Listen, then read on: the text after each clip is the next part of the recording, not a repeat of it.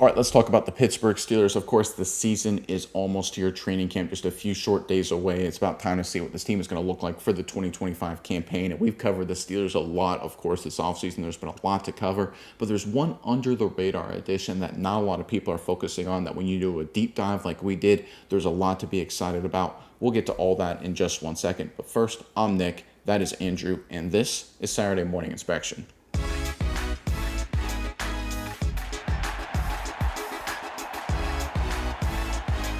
All right, guys, talking Pittsburgh. And look, you know we've got some juicy stuff for you today because we're making this video while I'm on vacation with my family in an undisclosed location. That tells you how interesting this edition is for the Pittsburgh Steelers. And we're talking young defensive back Sebastian Castro, undrafted free agent out of Iowa. He is an interesting prospect, played corner at the collegiate ranks. He's listed currently as a safety. We don't know exactly where he's going to end up for the Pittsburgh Steelers, except that he's a defensive back piece that is the pure, undeniable embodiment, the definition of a low-risk, high-reward move. Castro had a really, really good 2023 season for Iowa. Big Ten Conference, good competition, looked like a star. Massive drop-off in 2024. So you don't know exactly what you're going to get with Castro. But when you look at the data and the chance for him to be what he was in 2023, you're talking a first-round kind of talent. Let's jump into our first graphic here to highlight what I'm talking about. So we're looking at the cornerback position. We know, again, that Castro currently listed on a lot of sites as a safety. Not exactly sure where he'll end up if he makes a team. But just because he played corner in college, we're going to compare him to other corners. So we're looking at Castro on the far right here with Travis Hunter on the left, Trey Amos and Jahdae Barron, and again, Castro's 2023 season to wrap things up. On the right, we've got the grades according to PFF. Overall defensive grade in blue, coverage grade in red. And you can see Sebastian Castro's 2023 season significantly better than Travis Hunter's season last year, Amos's season, and Barron's season last year. And all three of those guys, obviously, great players. First round picks, Amos, one of the steals of the second round. You talk about incredible value, right? The Steelers got a guy that flashed first, second round potential, first, second round performance against quality competition, and they got him as an undrafted free agent. Now, it's undeniable he had a bad 2024 season, one of the main reasons why he fell out of the draft altogether. But if there is a chance that 2024 was the aberration and 2023 is who he really is, this is just an incredible value and a great find for the Pittsburgh Steelers. But it's not just the raw analytics. When you look at some of just the data and the numbers as a defensive back, Castro fits in very nicely with these three guys as well, these incredible talents. Let's go to our next chart here to highlight that. So we're looking at passer rating allowed. Again, we're looking at Hunter, Amos, and Barron working left to right, and Sebastian Castro's 2023 season. Again, remember, it's 2024, not good. 2023, really good. You can see the passer rating allowed here for Castro, a little bit better than Amos, not quite as good as guys like Hunter or Barron, but still fits right in elite level passer rating allowed. So the message here is very clearly that you look at 2023, Castro looks like a first or second round pick. 2024 looks like an undrafted free agent. So the question is, who are you getting? And if you're the Pittsburgh Steelers with the current defensive backfield situation, you need all the help you can get. Obviously, we know the deals they made, the addition of Darius Slay, trading away Minkah Fitzpatrick, adding in Jalen Ramsey, and that kind of opens up the doors and the rumors or opportunities for Sebastian Castro to become a safety kind of player, potentially, it's early, in the National Football League. And when you look at the coverage situation altogether, the secondary for Pittsburgh, that is actually, outside of quarterback, was their biggest area of concern. Let me pull up another chart here to highlight what we're talking about. So one of the things we like to look at this channel is something we call secondary quality. This is your coverage grade minus your pass rush grade.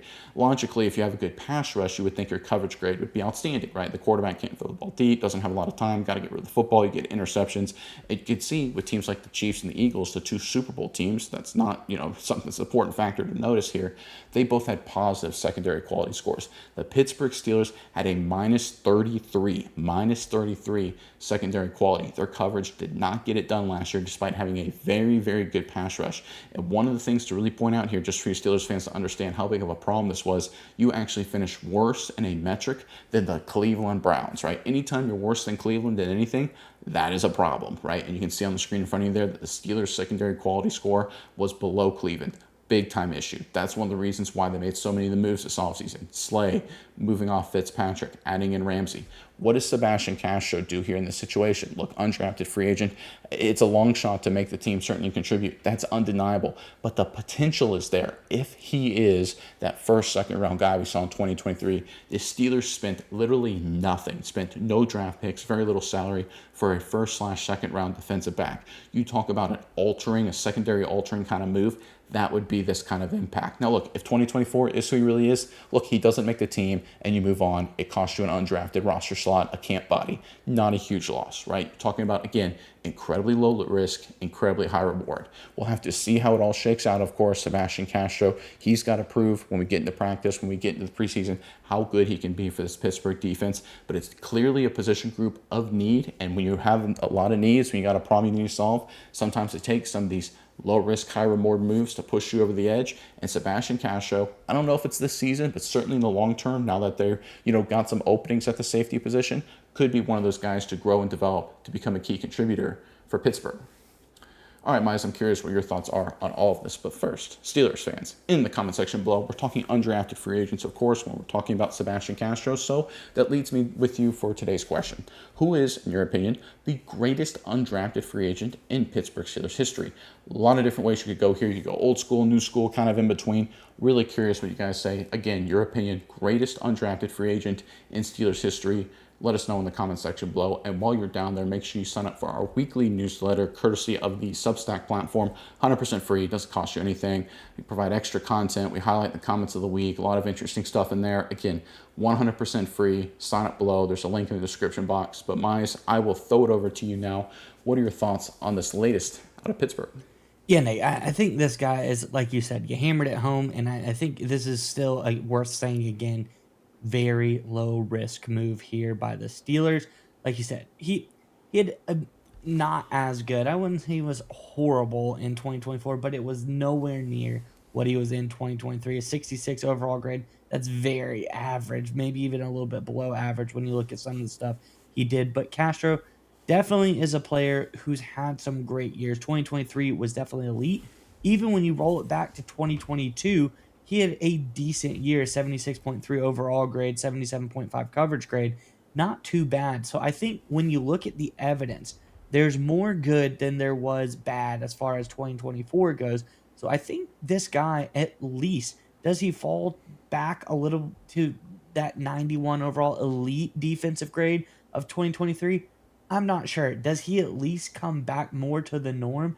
I think definitely so, but still, there's that chance that he comes back and he's that elite player. So no matter what, I think it's worth giving this guy a look, bring him into a team that, has a great defensive back locker room right now.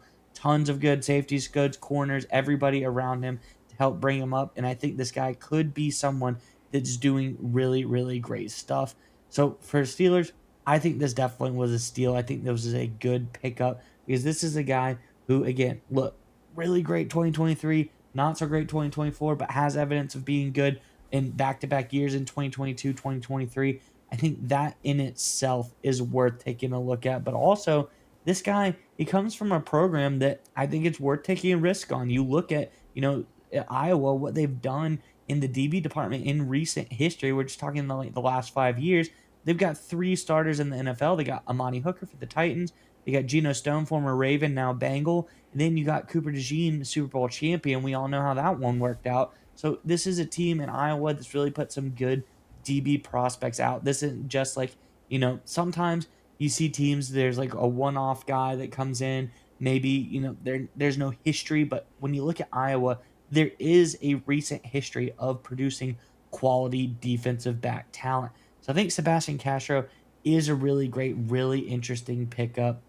This is a guy who not only was he really great in, coverage, he was a great run defender as well. And I think that's something that he can hang his hat on for the 2024 season. He still did great in run defense in the 2024 season as far as 76.2 run defense grade there. He was able to come up, make stops, do really good things like that. So having a valuable run defender as, a depth corner piece for this team, I think it's really good. I think Castro, he checks a lot of boxes for me because when you look at a steal, when you look at a guy that's an undrafted free agent, and we say this all the time, What you want is someone who does one thing really, really good. And in Castro's case, last year, 2024, he was a decent run defender. That could be something you say he did good, but when you roll it back another year, another 2 years, he was really good in run defense, but also elite in coverage 2 years back to back. So I think this guy is very worth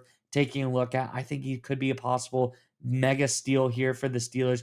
If he's anything like 2023, you absolutely hit it out of the park, home run. You've got like a starting corner for the rest of your days here in Pittsburgh. If he's somewhere in the middle, he's a great depth piece. He's a guy that can use in your rotation, get him in there, and he would be a really solid addition. And an undrafted free agent, I don't know what more you could want here. I think that's the perfect, that's the perfect definition of an undrafted free agent steal. A guy that gets playing time on your roster as an undrafted free agent. That's out of the park. That's a great draft pick or great pickup in that case. So overall, I think it's a great move by the Steelers. I think it's going to help them out, give them a little more depth at the cornerback or DB position. And I think this guy, it's worth it to me. Keep your eye on him in training camp. I think there could be something a little bit special here with Sebastian Castro. And just one final point to end on, I think you brought up something very important. If you looked at all three of his seasons and assume there's an equal chance he could be one of those three players, and you kind of come up with what you expected value for him to get a little mathematical for you guys. So in 2022, he was a good, solid player. We'll say that's fourth round pick caliber.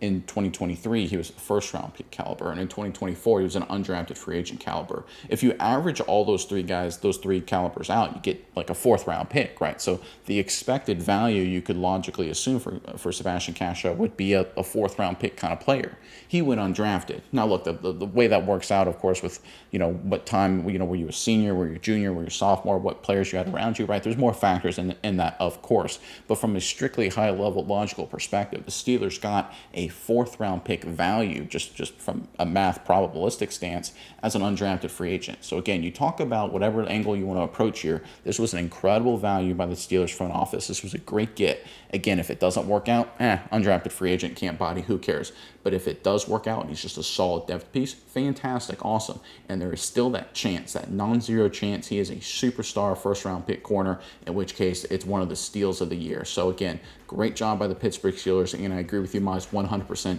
Sebastian Castro, a guy to keep an eye on.